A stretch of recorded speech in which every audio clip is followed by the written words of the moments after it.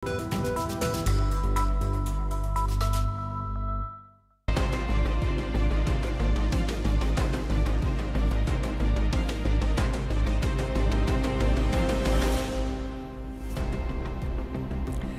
бинандагони арҷманд, имрӯз ҷумъа 3 январ аст ва мо шуморо ба дидани барномаи хабарию таҳлили ахбори озодӣ даъват мекунем. хабарнигорони радиои озодӣ шуморо бо охирин таҳввулоти Тоҷикистон ва ҷаҳон шинос мекунанд. Инак ба мавзӯъҳои нашр таваҷҷӯҳ кунед. мақомоти Маскав гузориш медиҳанд, ки соли 2024 барои вайрон намудани қоидаи будубош дар Русия шумори рекордии муҳоҷиронро аз ин шаҳр ихроҷ карданд. президенти мунтахаби иёлоти муттаҳидаи амрико Дональд Трамп ҳам ваъда додааст, ки аз аввалин рӯзи раёсатҷумҳурияш муҳоҷирони бесанадро аз кишвар берун хоҳад кард. мо ихроҷро дар таърихи амрико ба сатҳи баландтаринаш мерасонем. интихоби дигаре нест. ва сокинони деҳаи дарқади ноҳияи фархор аз саховатмандии соҳибкорони маҳаллӣ мегӯянд, ки роҳи деҳаро бо пули худ месозанд. мисол ина кӯчаҳо ки сивет шавану кӯчаҳо ҳама роҳи дар гузар шава кира намехӯрад. мақомот дар Русия аз шумори рекордии ҳодисаҳои ихроҷи муҳоҷирон аз ҳудуди шаҳри Маскав гузориш доданд. ба иттилои сарраёсати хадамоти федералии додгоҳҳои пойтахти Русия, дар давоми соли 2024 барои вайрон кардани қоидаи будубош дар ин кишвар танҳо аз шаҳри Маскав 18 000 муҳоҷир ронда шудааст. соли 2023 шумори рондашудаҳо 12 000 нафар буд. аксар муҳоҷирони аз қаламрави пойтахти Русия пешшуда шаҳрвандони Узбекистон, Тоҷикистон ва Қирғизистон мебошанд. ин нафарон давоми 5 соли баъдӣ ҳақ нахоҳанд дошт ба хоки Русия ворид шаванд.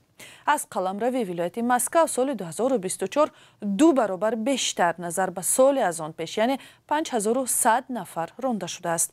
баъди ҳамла ба толори Крокус ва дар анҷоми он асосан гумонбар шудани шаҳрвандони Тоҷикистон, мақомоти Русия таъқибу фишори муҳоҷиронро афзоиш доданд ва ҳазорҳо нафарро берун карданд.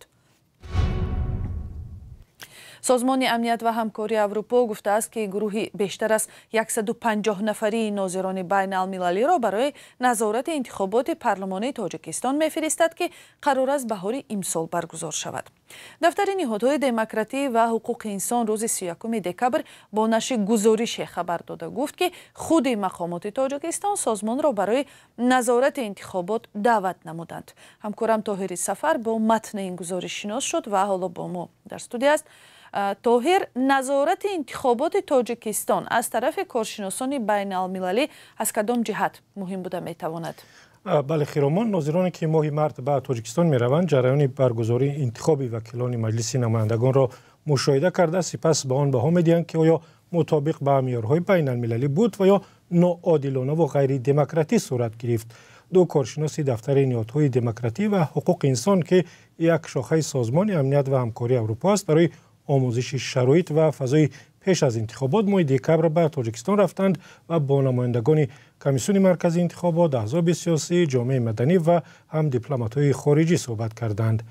фазое ки дар гузориш тасвир шудааст ба қавли теъдоде аз мусоҳибони коршиносон барои баргузории интихоботи демокративу шаффофу озоду одилона мусоид нест. айни нигарониҳое ки соли 2020 баъди интихоботҳои раёсати ҷумҳурӣ ва маҷлиси намояндагони Тоҷикистон садо дода буд, дар гузориш омадааст бо гузашти 5 сол аз ин маъракаҳои сиёсӣ ҳукумати Тоҷикистон тавсияҳоеро, ки созмони амният ва ҳамкории Аврупо барои демократӣ сурат гирифтани интихоботҳо дода буд, нодида гирифтааст. тавсияҳои созмон аз ҷумла дар бораи бознигарии қонунҳои интихоботӣ, ҳамоҳангсозии онҳо, ҳуқуқи номзадҳо ва райдиҳандагон, кафолати озодӣ баён буд, ки ҳукумати Тоҷикистон зоҳиран иҷрои онҳоро нозарур дониставу канор гузоштааст.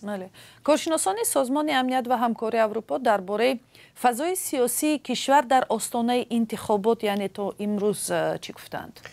хиромон дар арзёбӣ омадааст боздошти чанде аз афроди шинохта, аз ҷумла Саид Ҷаъфар Усмонзода, раиси собиқи ҳизби демократ, Шокирҷон Ҳакимов, муовини раиси ҳизби социал-демократ, از منتقدان کم شمار سیاست‌های حکومت به قول مصاحبان کارشناسان سازمان امنیت و همکاری اروپا فضا را برای مباحثه در انتخابات تنگ‌تر می‌کند. فضای مطبوعات و احوال رسانه‌های تاجیکستان به گفته کارشناسان سازمان امنیت و همکاری اروپا آنگونه نیست که برای گوناگون اندیشی و انتخاب آگاهانه رای دهندگان مساعدت کند. و طاهر آنگونه که ذکر کردید کارشناسان بین المللی گفتند حکومت تاجیکستان تاکنون توصیه ها برای دموکراتی برگزار شدن انتخابات ها را نادیده گرفتند. پس شاید کسی بگوید که در این حالت چرا باز هم ناظر میفرستند؟ سوال خوب است خیرامان. این نکته هم ذکر شده است و دفتر نهادهای دموکراتی و حقوق انسان تاکنون 8 انتخابات تاجیکستان را نظارت کرده است و خلاصه ناظرانش هم این بوده است که کارزارهای مهم سیاسی تاجیکستان مطابق با معیارهای بین المللی و دموکراتی و شفاف صورت نگرفتند. با وجود این همه ظاهرا اعضای جامعه شهروندی تاجیکستان گفتند که نظارت انتخابات آینده از طرف کارشناسان بین المللی مهم است چون آگاهی مردم را درباره اهمیت انتخابات و حضور شهروندان را بالا میبرد. از این روز سازمان امنیت و همکاری اروپا تصمیم گرفته است که 20 ناظری دراز مدت و 150 ناظری کوتاه مدت را فقط برای مشاهده جریان انتخابات به تاجیکستان بفرستد. تشکر. همکارم طاهری سفر درباره ارزیابی کارشناسان بین المللی از فضای سیاسی تاجیکستان در آستانه انتخابات پارلمانی ماه مارت صحبت می‌کرد.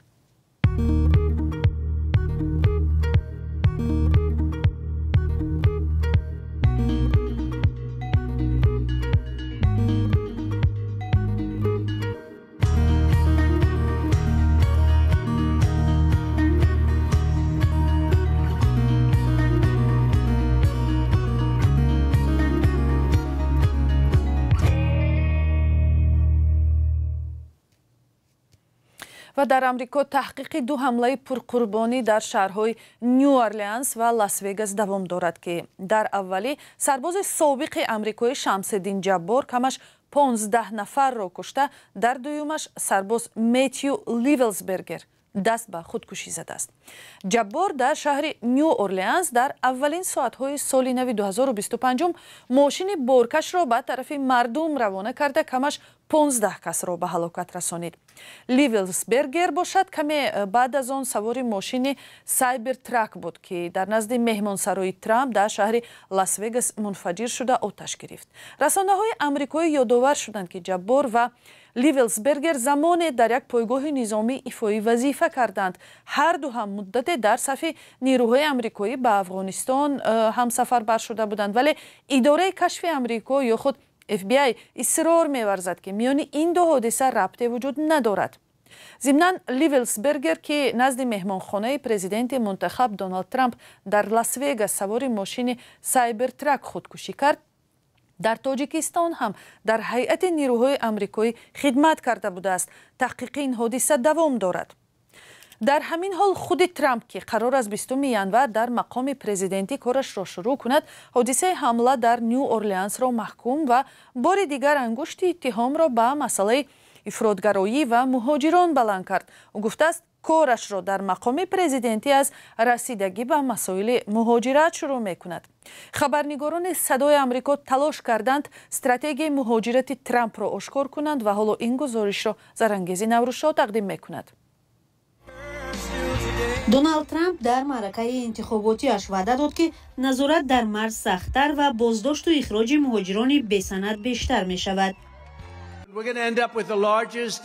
ما اخراج را در تاریخ امریکا به سطح بلندترینش می‌رسانیم. انتخاب دیگری نیست. انتخاب دیگر نداریم چون که چنین حال برای هیچ کشور موافق نیست. در میان تدبیرهای احتمالی افزایش شمار بازداشتگاه‌ها و بازگشت به سیاست با نام در مکزیک بمانید میباشند. این برنامه بررسی پرونده مهاجران را زمان پیش بینی میکند که خودشان در مکزیک بمانند. ترامپ تام هومن را مسئول این سیاست نامیدنی است. در اوج بحران عظیمترین مهاجرت در این کشور، عملیات عمومی اخراج براه مانده می شود. برخی از کارشناسان ساحه مهاجرت میگویند مهاجران دلسرد شده امنیت جمعیتی کاهش می‌یابد. مهاجران نظر به آمریکایی‌های بومی درباره جنایت به پلیس بیشتر خبر می‌دهند، ولی تحقیقات بسیار وقت نشان داده است که افزایش فعالیت بی‌نظمی ساختارهای قدرتی می‌تواند میل آنها را برای گزارش دادن درباره جنایت در میان مهاجران کم کند. حالا اگر مهاجران قانون شکنی نکردند تا زمانی انجام بررسی عریضه‌شان در آزادی میمانند، ولی در آینده احتمالاً تا صادر شدن قرار آنها را در بازداشت نگه می‌دارند. اخراج عمومی توجه را از مبارزه با جنایتکاران جدی دور میبرد. در دوره مأموریت پیشین ترامپ طلبات عاید به جنایت‌های سنگین دویم درجه شد و اداره مهاجرت حبس افراد جنایت ناکرده را 2 برابر زیاد کرد. ترامپ گفت روزی اولی کارش را 20 январ با مسئله مهاجرت آغاز می‌کند. در یک دهه نزد مرزی تاجیکستان با افغانستان ساکنان محلی با یاری صاحبکاران از پی حل مشکل رقم 1 این روستا شدند. دست جمعانه راه خراب دهه را که قطعه از راه بین المللی پیوندگر با افغانستان می باشد بنیاد می کنند. راه نو زندگی و حرکت صدها ساکن دهه را آسان خواهد کرد. محمود جان رحمتزاده از کارهای ساختمانی را گزارش می دهد. مردم دهه درقد ناحیه فرخور در اینجا با حشر راه می سازند. 1 سال قبل راه این دهه هممرز با افغانستان به یک خرابازار شباهت داشت. در فصل برف و باران استفاده از این راه برای اکثر ساکنان مشکلات زیاد ایجاد می کرد. صاحبکاران محلی تصمیم گرفتند که راه را باید تعمیر کنند. با این نیت ساکنان نیز همراه صاحبکاران برای بازسازی راه همراه شدند. جوانایی هست که بسیار دستگیری میکنه. یکی کار تاخنه همه کار داد، چنانه که مزار مناسب کردیم، محکم کردیم.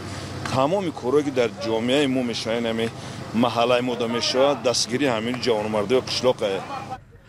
از این راه ساکنان 3 دهه دیگر جماعت درقد نیز استفاده میبرند. یک طرف راه جویبار و در طرف دیگرش پیاده راه ساخته می شود. هنگام نقشه‌گیری تصمیم گرفته شد که راه باید به سطح بین المللی جوابگو باشد. این 1 کیلومتر برآمد رایون مناهیمون تا برآمدی درقد مون 1 کیلومتر ایجاده، 1 کیلومتر دیگه بین قشلاق با نه پیاده‌گرد همش قوی دوی زمانوی انا چراغک 2 جا موندیم، سراهای کلان موندیم، پیش مکتب موندیم برای طلبگان که به خیف شود. حالا در سیروهای درآمدگاه دهه و نزد مکتب چراغک ها نصب کرده شده اند. اینجا اولین دهه است که برای تأمین بخطری رفت و آمد چون این چاره ها اندیشیده شده است. خانواده هایی که در لب راه قرار داشتند دیوارهایشان را برای کشودن راه تخریب کردند. برای خلق آبادانی شود. مثال اینا کوچه ها که سبیل شوند و کوچه ها همه راه در گذر شود کرا نمیخوره. وقتایی بود که تا پای لیج میکنیم در لای چل میگذشتیم. آهسته آهسته اومده با مدنیت کمتر که دایره کردیم، با پتینکا پوشیدیم، با موزه پوشیدیم. این اولی با راه را وسیع کردن، راه را اسفل میکنن، آیندهش با نظم میشود. جماعت درقد در فرخور با ولسوالی درقد افغانستان مرز مشترک دارد. در دهه درقد 800 خانواده با 6000 اهالی زندگی میکند.